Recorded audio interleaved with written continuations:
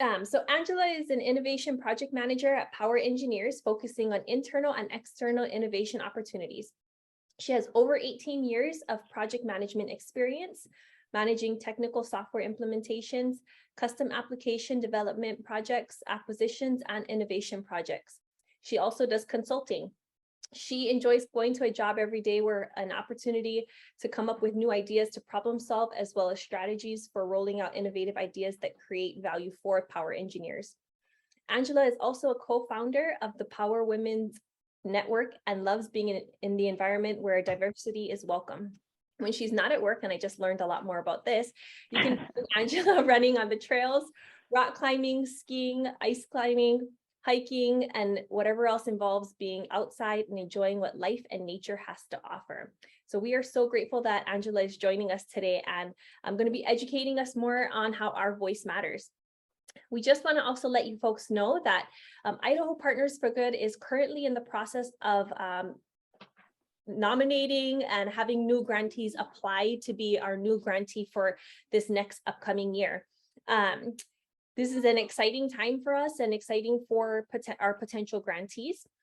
Currently, we have closed the nomination process, and we have reached out to those who future grantees, and they will be applying very shortly. I can't remember the exact date, but I believe it's next week, Monday, that our application process for them will open. So you are welcome to check out our webpage to see more about our new grantee process. And then also we'll be shouting out like what's happening throughout the process on our social media. So now I am going to turn it over to Angela. All right.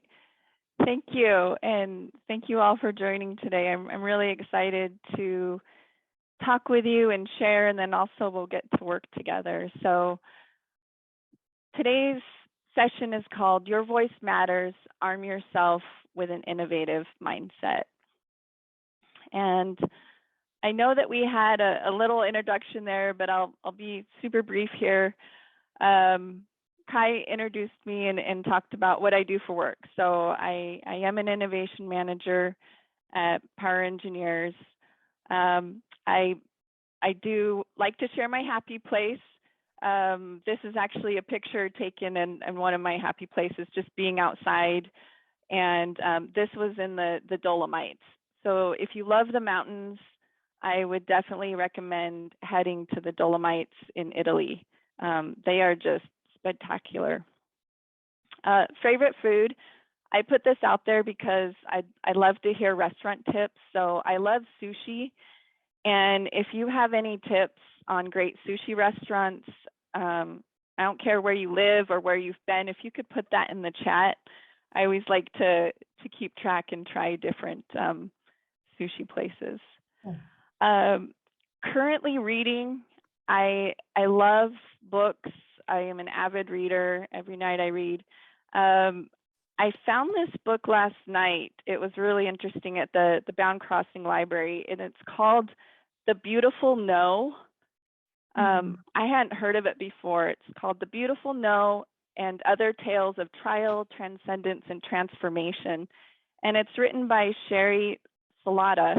I hadn't heard of her, but just reading about her, she worked 20 years for Oprah behind the scenes, and also co-president of Harpo Studios and OWN.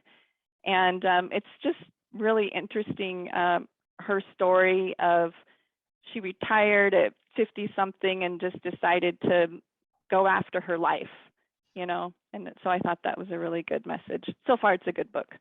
So, all right, so that's a little bit more about me.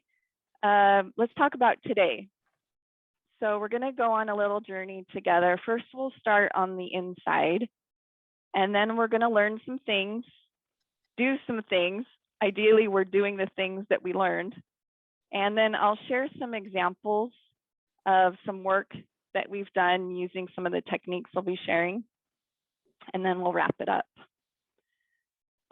Your takeaways. So ideally, you're going to be having some takeaways from today. So the big one I like to put out there is being comfortable be comfortable being uncomfortable. So a lot of times people have a moment of discomfort, they don't like it, and they're like, oh, I don't want to deal with this. So I just encourage people to be more comfortable. We're trying new things. Trust yourself. All you need is already in you. Sometimes people feel like they need to search and do all these things, gain all this knowledge. And it's like, no, a lot of it comes from self-trust and what's already with you. And then finally, I throw out do brave things, not perfect things. I don't know if there's any perfectionists on the phone, but I've worked with a couple in my career and I've seen the effects. And so sometimes I encourage people, let's be brave and try things instead of aiming for perfection. So 3 takeaways for today. And are you ready to start on the inside? Thumbs up. Before I go into this, I will say I am not a doctor. I'm going to be talking about the body, and it's more about things that I've learned and tried and that have worked for me. And so hopefully they'll work for you too. So we're going to start with the breath.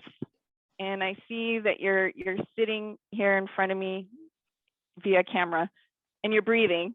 So already you have a great tool at your disposal, and that's your breath. And so I would just encourage you, if you're ever in a tight spot, or if you're feeling anxiety or just not sure what to do, just focus on your breath. And if you're breathing in your chest, if you're breathing shallow or long, deep breaths from your belly, really just check in with yourself, because the breath is a powerful thing. It's really tied to so many things in your body. And there's a lot of breathing techniques out there that I won't go into, but personally, they've helped me in moments of anxiety. I know we're going to more in-person events, and that can be a big change. And so having those breathing techniques in your back pocket so that you can be in charge. So I really like that you are the pilot, not the passenger of your breath. You can take charge. And I didn't come up with these words. During the pandemic, I became a Yoga with Adriene fan. She's out on YouTube. And that really, I used to think yoga was this exercise, but really it's about breathing. And it's helped in so many ways. So that's a tool that you have. You're breathing right now. So good job. So yeah, think about the breath. The next thing with your body that I learned about and was just fascinated is the vagus nerve. Has anybody on the line, you can raise your hand if you like, heard of the vagus nerve or ways that you could use it? It's beautiful if you look at it. So it's the longest of the 12 cranial nerves, so nerves coming off of your brain. And it's responsible for internal organ functions. So if you look at where the nerve touches, it's your digestion, your heart rate, and your respiratory rate, you know, how you breathe. And so I don't know if you get upset, do you feel it in your stomach or your heart rate? Like, does your heart start to beat faster? Or it's just something that's very fascinating. So I was like, wow, when I learned about the vagus nerve, I was like, it touches all these key parts. And I know for me, my stomach, I really feel it in my stomach when I'm upset, and I may not feel hungry or other things.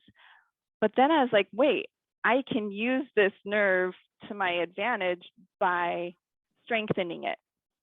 And so I was going to share some different vagus nerve strengthening tips. And the reason behind it is just to help you build resilience to emotional stress. So as you increase that tone of the vagus nerve, it can enable your body to relax faster. And so number one, surprisingly, slow breathing. So we just talked about the breath. And that's definitely something, just practicing slow breathing that can strengthen your vagus nerve. Singing and humming or using your voice. So because the nerve goes along your vocal cords, just that vibration helps. So I don't know if anybody on the line sings out loud or sings in the car or the shower to music. You're strengthening your vagus nerve, and you're really helping yourself be resilient. Socializing and laughing. So again, being around people, laughing. I know after I do a yoga with Adrienne video, I will watch a YouTube clip of SNL skit, because I just love to interject that laughter. And Saturday Night Live, there's just so many funny skits out there. So if you ever need a little burst of laughter during the day, I'd recommend that. Cold exposure. Some people may not jump into that, but it will help you. So it's on there. Meditation, whether it's something you do on your own or guided meditation, there's a number of apps out there. Exercising, getting out there, and then finally massage. So these are all different tips that you can do to build that resilience, especially if you're constantly faced with different situations. This can put you in a better place. So that was the body, seeing that you all have bodies. So now you have some tips there. So the idea is, okay, now that we've talked about the body, now we're going to move into the mind and talk about some different, 3 different tools that I use for the innovative mindset. The first one is AGILE, having that agile mindset. And I know Agile is brought up in software development, but this is more of a high level, and I'll go over the different areas of the Agile mindset. Up at the top center is really thinking about making progress over getting it perfect. That's pretty key. Like, let's do something. Being vulnerable over being certain. A lot of times that comes with speaking up. And you may not have the right answer, but at least you spoke up and you were vulnerable. Speed over consensus. Like, let's keep moving. Adapting to change over following a plan. It's funny to say that because I've been a project manager for years. A lot of times it's building the plan, but it's like, no, how about we start small and adapt and grow and change instead of planning up front. Getting that participation over owning or power. I see that a lot with Idaho Partners for Good, and that's really awesome. Taking action over analysis. I don't know if you've heard of analysis paralysis. I've seen that a lot. Autonomy over control, and these are just some key areas of that agile mindset. And that leads into developing agile solutions. So I love this picture because the top row is what I think of when I think of traditional software development. My background is a software developer, web development. So this top is more just building upon each other. But what's interesting is it takes time to get to a usable solution, this car. Whereas what we talk about in the innovation space is, let's just build a skateboard. And I set the expectation up front of, you may not be happy with the skateboard, but at least we have something we can use, we can test, and we can build upon, because the skateboard you see is this foundation for progressing forward. And at least you start somewhere. So a lot of times when people want to build and create all these big things, it's like, that's great, but let's chunk it up and start with a skateboard. Any thoughts or questions on any of these?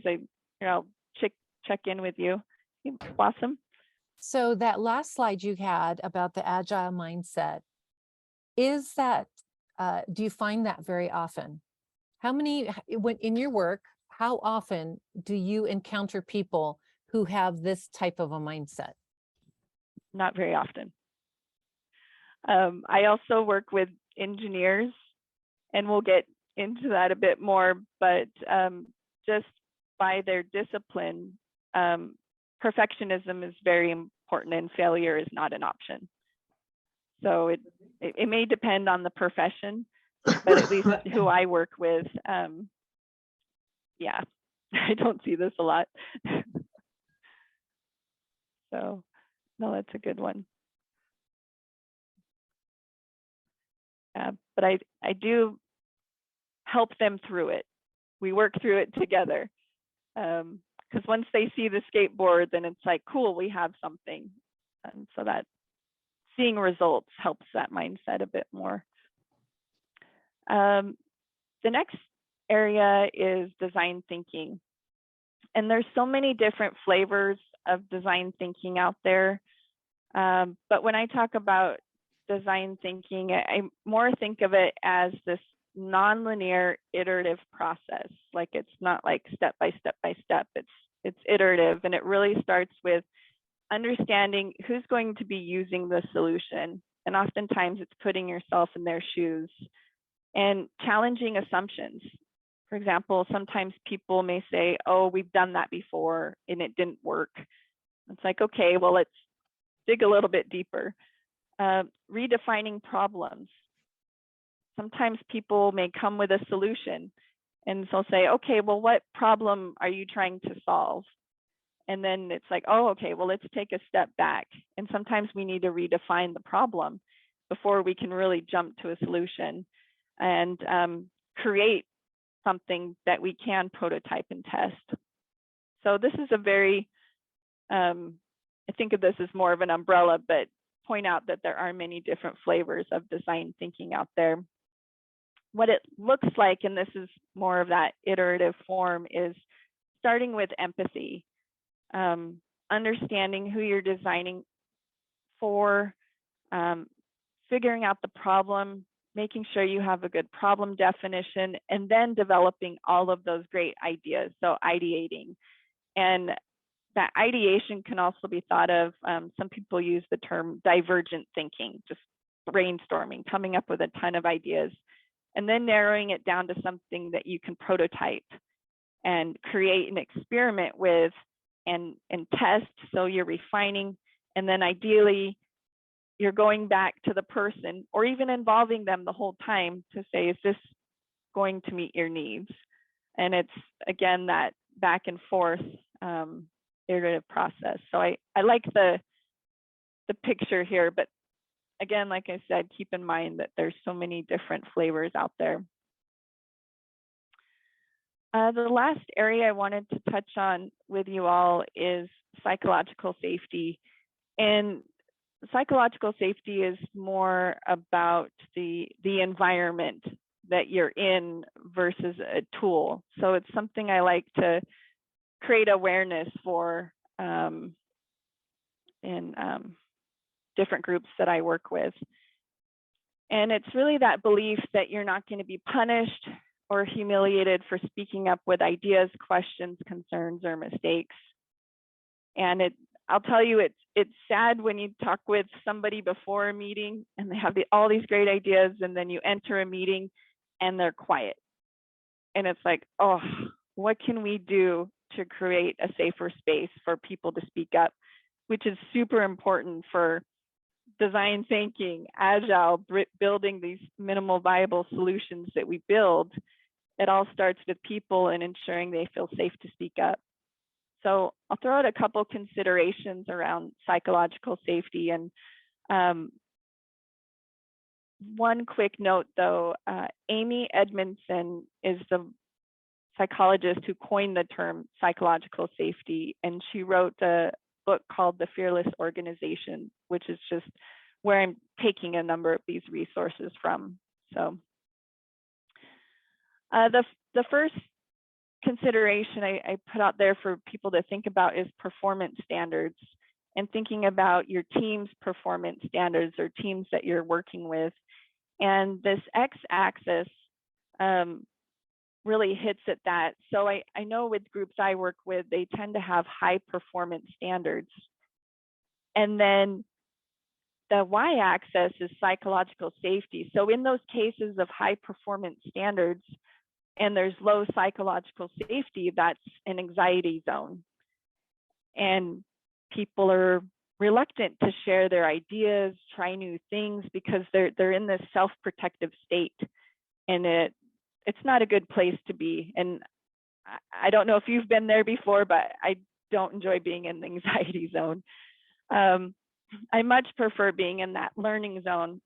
And I know I feel that in my current team, where yes, we have high performance standards and we have high psychological safety, where now we can collaborate and learn, and we are a high performing team and we can get innovative work done. There are some other quadrants on this picture here, and we've probably seen these other groups that are more comfortable or apathy, but it's these top two, learning and anxiety, that I like to point out. The silence calculation, I thought this was interesting when I learned about it. I don't know if any of you have been on a call or a meeting or something where everybody's just quiet and nobody's speaking up, or questions asked and it's quiet until maybe there's a person in the room that people know will answer the question, so they're just waiting for that person. But this was a very fascinating picture of, if you look at the bottom row, if I'm quiet, who benefits? I benefit. And I know immediately I'm going to be okay, and that's a high certainty of, versus speaking up. The second row, well, my company could benefit, my clients could benefit. But when the benefit occurs, I don't know. It could be after some delay. Maybe I won't get any benefit. So that certainty of benefit is low. And so this is just one of those graphs that make me think, and I know some people that I've shared this with, they'll say, what's the problem? I don't have a problem speaking up. And I'll say to that person, that's great. You don't have a problem. How about other people in the room? How are they feeling? Have you noticed, do they speak up? Have you talked to them later? And it's really more just getting an understanding of what the silence means, because we want people to feel safe to speak up. Failure is always a fun one. A lot of places, failure is not acceptable, or effective performers don't fail. We must prevent failure. Sometimes people will even hide it.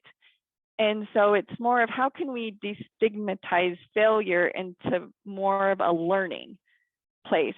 Like, we fail and that's okay. It means that we're experimenting. It means that, yes, we're going to produce and learn from our failures and have some lessons learned, because that promotes the fast learning. And let's have open discussions about it. I've heard in some webinars of, we should celebrate failures. And I've heard of some companies doing that. And I was like, oh, that sounds kind of cool. But yeah, failures just seems to be a bad word. And I will say, some places it's not good to fail. Like, as a surgeon, it's not good to fail in surgery, or an engineer who's designing infrastructure for our society. So I would pick and choose where you decide to fail. But again, it comes back to that safe space. And to wrap it up, for psychological safety, this is kind of a busy slide, but it's more thinking about, how can you foster psychological safety? And Amy had broken it up into 3 different categories, of starting with setting the stage. You know, how can we frame the work so that people are speaking up? Inviting participation. A lot of times it takes the leader to demonstrate, hey, I need help, and having them ask more questions and listen versus speak. I don't know, I had read about having listening meetings instead, where the leader just listens, versus I call them telling meetings, where it's more one-sided, listening to the leader. And then finally, responding productively. So when you do see people speaking up, asking questions, sharing ideas, sharing failures, just acknowledge them and say thank you. Acknowledging just goes a really long way. And then just having that orientation towards continuous learning, making sure we're learning together is a term that I love to hear leaders say. So yeah, those were 3 chunks. I had mentioned to Blossom, there's many other topics for the innovative mindset, but at least for today, those are the core things that I've used in my work with agile design thinking and psychological safety and being aware of the teams that I'm working with. So you ready to do some things? Because we're going to do some things. So first I'll describe the activity, and then I'll invite you into the mural board. So let's talk about the activity first. So Angela, what we're going to do is Angela, called abstraction. Can I ask you, there's a couple of questions out there. Oh, okay. Yep. I didn't see those. Yep. So Johanna, would you mind put a little more context, since they kind of didn't get answered right at the time? Yeah, absolutely. So, I mean, Angela, fantastic. And just the visuals are fabulous. So getting access to some of those slides will be great. I took a couple screenshots, but one thing I find is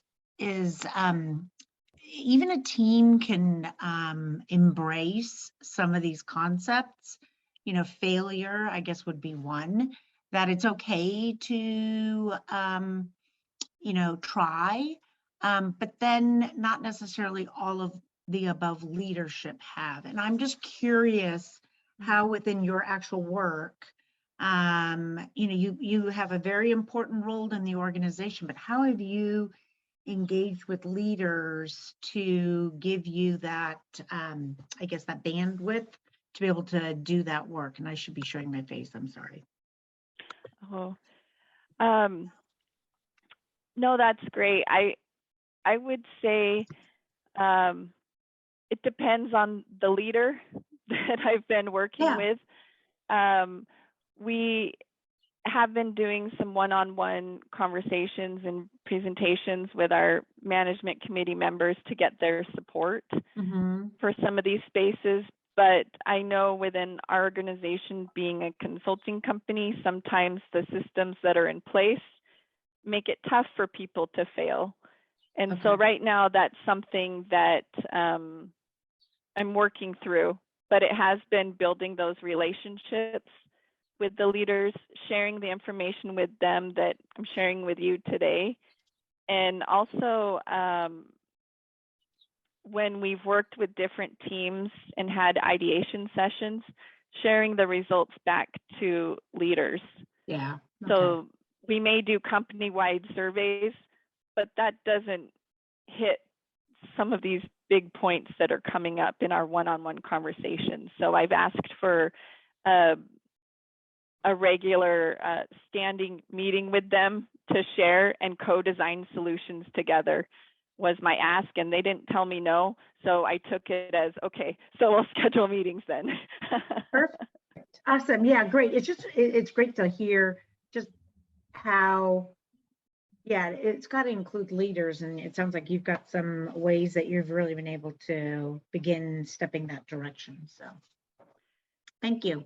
Yeah, definitely.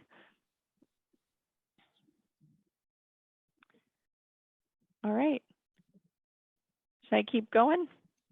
Let's see. Denise says, we have had some success in getting teams to establish a structure that allows changes like this and using peer learning teams to continue to reinforce. Oh, that's cool. So peer learning teams. Do they meet on a regular basis? So it might be the team you're working with specifically, and they're just engaged as peer learners. They just say it's our job to help create this change, and we're going to help each other learn including cool. the leader and the supervisor. So, I mean, you know, nothing always works. But by the way, thank you for making this so clear. This is such a nice um, uh, summation of really, I think, difficult concepts. Oh, yeah, thank you. I love this stuff. So I'm actually writing down peer learning teams too. So thank you, Denise. I always love to hear what different people are doing in their group. So thank you for sharing.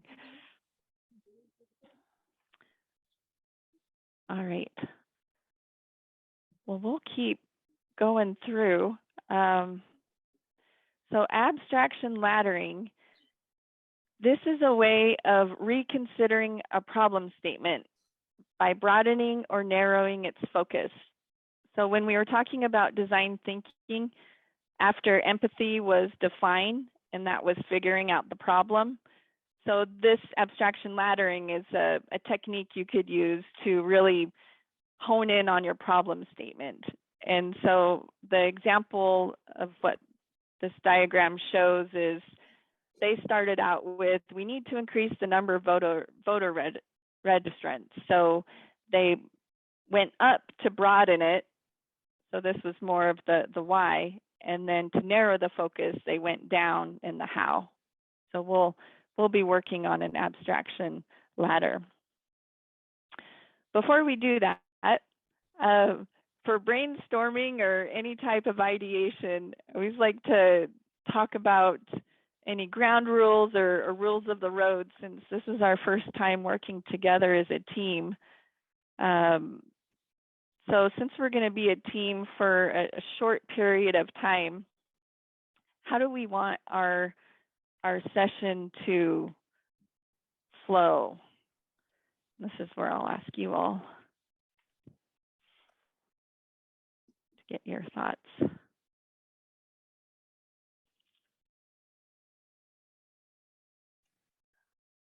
I always like to say we need to have fun. Have 'Cause fun. Fun is important. I am writing this down, so I have a real sticky. So have fun is number one. Yes, it's really good to keep things fun. I always like to say the more ideas, the better, to avoid going down rabbit holes and analyzing one idea, and then we've lost time to get more. So the more ideas, the better. Keep it fun and light. That's a good one. All right, have fun. More ideas, the better. Johanna and Lorraine have lean in and share your thoughts. That's from Johanna.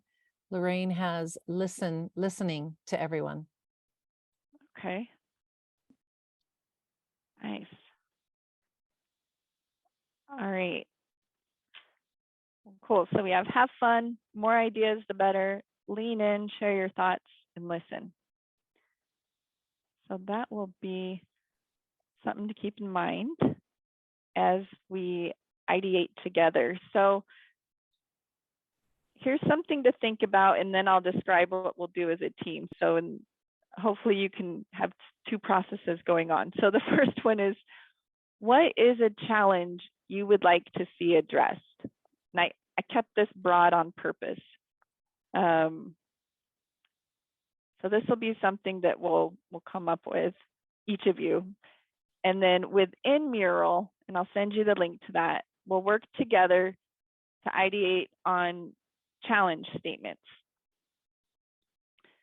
And then you're going to vote on your favorite statement. So first you'll ideate on your own, come up with challenge statements, and then we'll see the statements that are out there. And then you'll get to vote on your favorite one or two. We'll just see how many statements we come up with. And then we'll work on the abstraction ladder. So we'll come up with 3 whys from our statements, and then 3 hows. And this may sound interesting, but once we get on the board, it'll make sense. So let me get out of this. And so this is our board, and I will get the link for you and put it in the chat.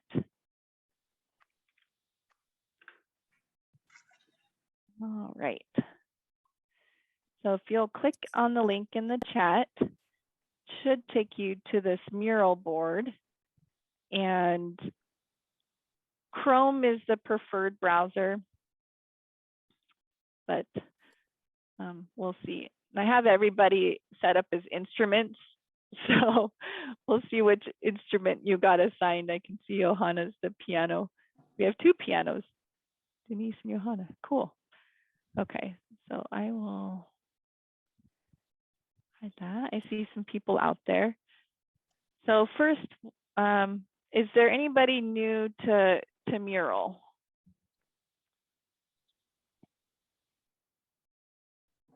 Okay, cool. Megan? All right. Oh, There's a couple. Okay. So it should be, we'll keep it simple. So if you do need to zoom in or out, I don't know what kind of mouse you have, but I have a mouse with a roller. And so that helps me zoom in and out. Or there's this bottom right-hand corner that you can zoom in and out down there.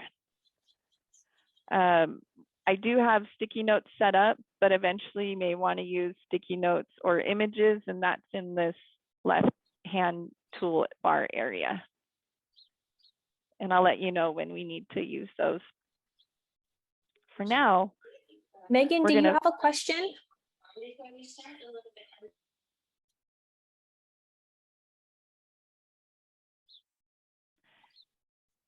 I think it had to do with not using Mural before. So we are going to be in the challenge statement area, and I'll summon you over there.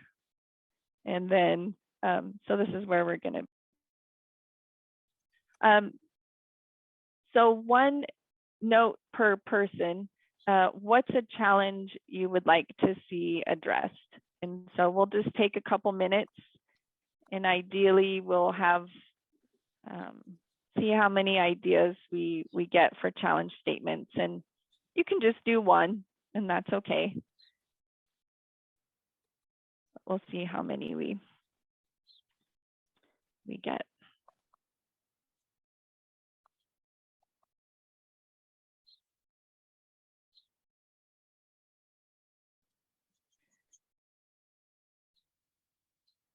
And I could put this in private mode.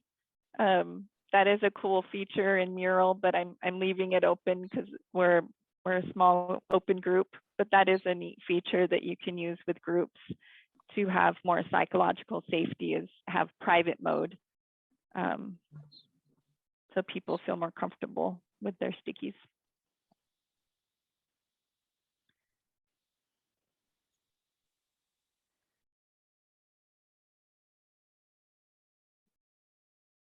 All right. We have 4. Oh, working on 5.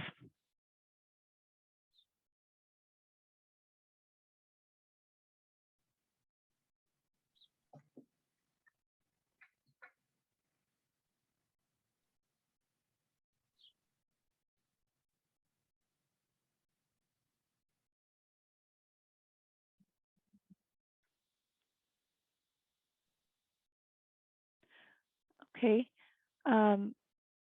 So Denise, are you able to click on one of these notes and start typing? No, when I can't click on the note. I mean, I can hover over it, but I can't do anything. Oh, okay. Do you want to drop your challenge in the chat and I'll move it into a sticky? Yeah. I think I can get a sticky, but okay. Yes, I will. Thank you. Sorry. Oh, no. No, we're experimenting. No apologizing and experimenting. It's all fun. It's supposed to be fun, right? Mm. Here, I'll make it fun. There.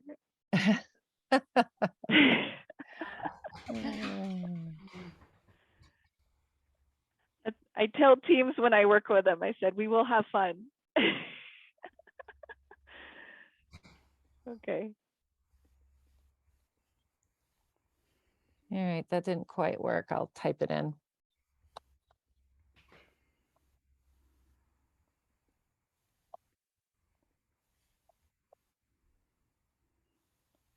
All right, Denise, you're out there. Thank you. Is this the one? Okay, there it is. Get rid of that one. Okay. Well, since we have 1, 2, 3, 4, 5, 6, 7, 8,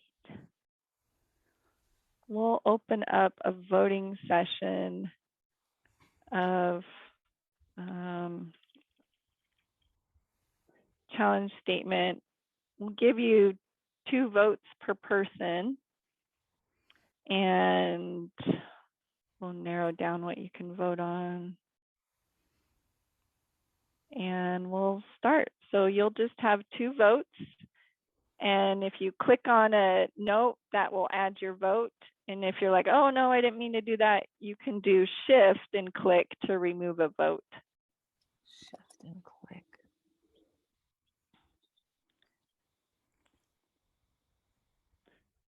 I guess I'll vote too.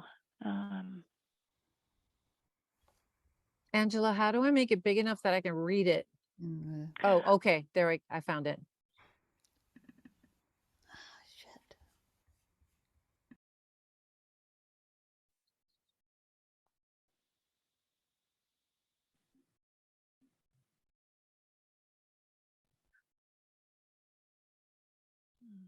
Okay.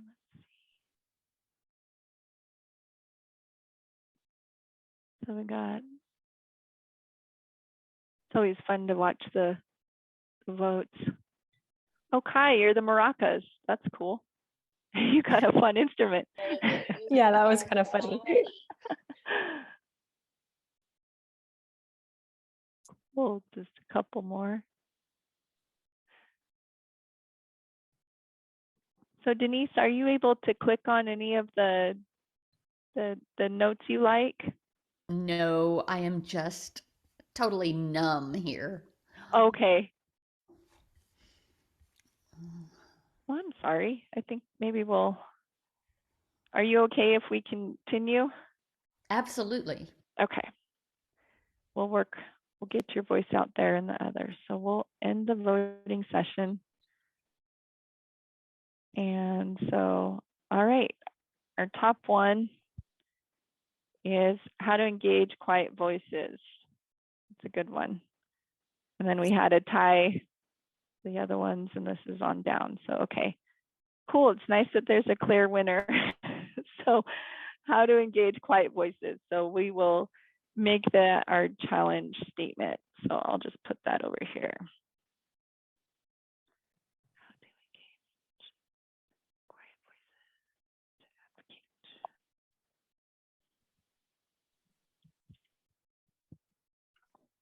All right.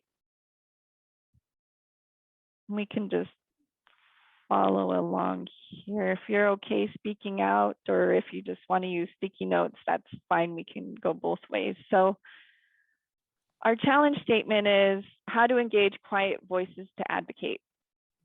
So first we'll start broad. And we say, why should we solve this problem? And so if you move up the ladder, this is more of the why. Why should we solve it? And so there's a couple starter sentences here. So why should we engage quiet voices to advocate? And you can click and add your thought to any of these, or if you want to put it in the chat or talk out, it'll be neat to get out there.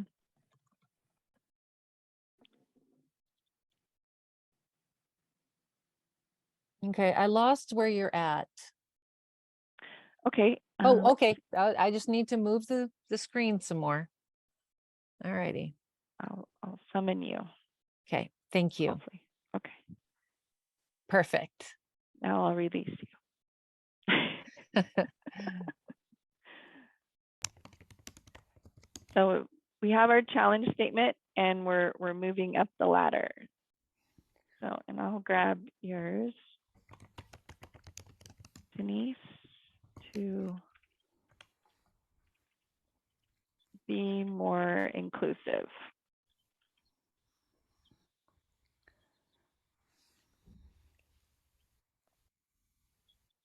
Okay, so we have some good ones here.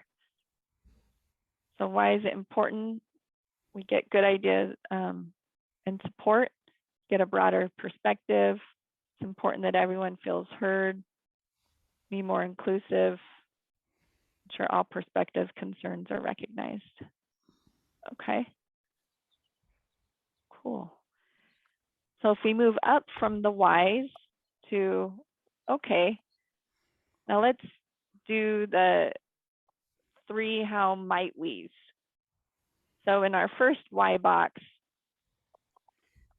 we say it's important to engage quiet voices to advocate because there's a number of different whys. Get good ideas and support for good ideas, get broader perspective.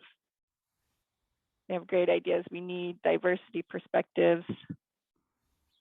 Yeah, quiet people always have really interesting. So how might we, what's a good how might we statement for this first why box?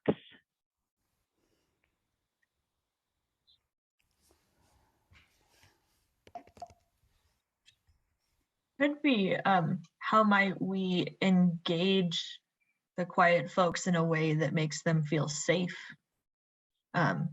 You know, sometimes just calling somebody out randomly on an issue in the middle of a meeting might be more jarring to them than helpful.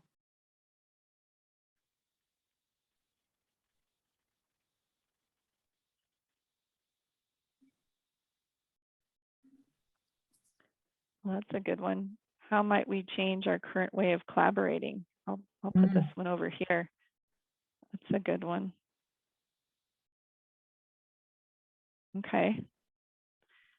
So I'm going to move down because we have some really good how might we statements here. So this is more of going broad with our problem statement of the how might we. So we're getting some good ideas. So now we're going to go more narrow. So I am scrolling down in the board and then I'll summon you down here. So how to engage quiet voices to advocate. So how might we solve this problem? By, and then now we're going to have enter in some thoughts in the how. This is more narrow thinking. So we have by creating safe spaces to gather feedback. That's a good one.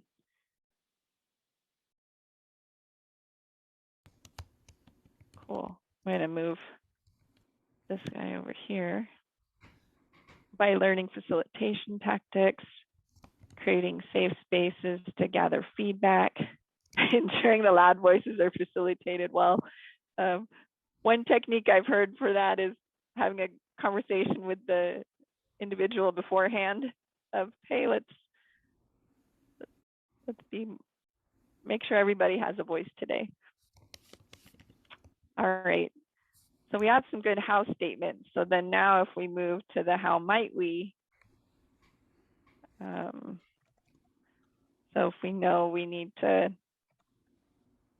ooh, that's a good one. Okay, so how might we get to know your audience in advance?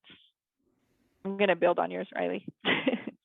Oh, that was from Denise in the chat. I was Oh, Denise. Oh, thank you for doing that. Being over. I don't want to take credit for her idea.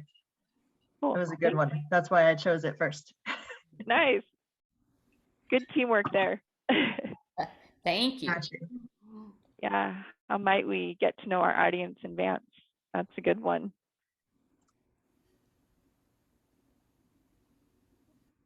And then how might we, ooh, that's a good, I'm going to take another one. Set guidelines, interaction could be another one. Cool. And then reinforce cultural norms. Yeah. Is that a French horn? Cool. Okay. Oh, yeah. Start with fun icebreakers. Make everyone feel comfortable. Yeah, different hows. I was going to put that one too. That's a great one. Yeah, these are some great.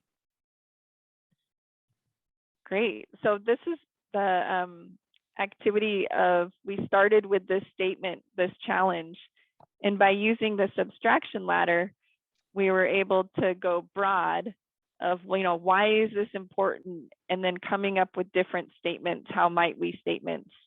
And then going narrow of the how, the more tactical food. And then how might we statements from there. So a next step you may want to take to focus in on your problem is then by taking these different statements, you may decide which, do we want to keep this challenge statement, or do we want to modify it with some of these other how might we statements that we came up with. So that's how you can use this ladder activity. So let's celebrate. Thank you all for doing the abstraction activity. This is always fun to try different ways, tools out there. So now we'll hop back in for the sake of time. And so we worked together as a team, and then we walked through the abstraction ladder. And there are benefits to the abstraction ladder. So it challenges your preconceptions, helps you refocus a problem statement because you're going up and down, builds that shared understanding, and then it can provide a direction for problem solving depending which direction you'd like to take. Oh, and Blossom Mural actually has a lot of fun icebreakers if you do virtual stuff. So maybe we can share some of those, but let's see. So I'll show some real world examples from my day job and of how we've used these different techniques to solve some challenges. So the first one was a challenge we had was, how can we provide on-the-job training in a substation for people who need to do that type of work? I don't know if any of you have been in a substation, but there is a lot of electricity going in there, and it is a life or death situation. And to do the type of training that people need to do, it's very hard to power down a substation because that can affect neighborhoods, and people don't like that. So we found a way to provide safe on-the-job training by using virtual reality. So we started small with the skateboard of a substation and setting up different areas where a trainee could interact with equipment and perform real-world tasks. And this was in a safe place. The next challenge that we dealt with is, a lot of time people need to go out in the field and collect data, and they may still use paper or sheets and collect that information, take pictures, and then try to pull it all together and then compile it for people to use in the office. And it's like, somebody came up with the idea, why don't we, for the lines that are along the road, just put a 360 camera on the top of a car and drive down the line, collect that data, put it on a server where anybody could access it securely. It's not open to the world. So that you can be in the office and go through that, and you don't have as many people going out into the field. So that was taking a challenge and then coming up with that solution of the 360 camera. And that was all for today. So we did a lot, and I really appreciate your time. If you like more information or books, I am very active on LinkedIn, and I'd love to hear from you and connect. So thank you. And that's all for today. Thank you so much, Angela, for your time, for the activity, and really your presentation was awesome. So thank you so much for that. We will be sending out a follow-up email after this that will have the recording, an overview, a sketch note that's created by Lorraine. And then I believe Angela is going to be sending over a couple of links if you're interested in learning more about specific topics that she was talking about today. Does anybody have any final questions for her? I did real quick, the abstraction ladder, Angela, did you create that, or is that a resource? And that's one I didn't grab on all your, I'm a book Oh, nerd, yeah. book nerd too, so I was like, oh, another book. Oh, you know, I love the resource out there called Luma Workplace, and they have different techniques, and actually Mural, M-U-R-A-L, recently purchased Luma. And so it's a great toolkit for getting different activities to shift people's minds. So I would recommend Luma Workplace. Thank you. Mm-hmm. Excellent. Any other questions for Angela before we all hop off? I would just say that there's a reason why Idaho Partners for Good uses this method. And it's for these very reasons of us being able to collaborate quickly, come up with ideas, test them, see if they work or not work. And so Angela is one of our experts, and we so appreciate her leaning in this way and teaching all of us. I picked up new tips and tricks. Yay. Oh. Excellent. Well, if that's it, we thank you again for joining us today and enjoy the rest of your day. All right. Thank you. Thanks, everyone. Take care.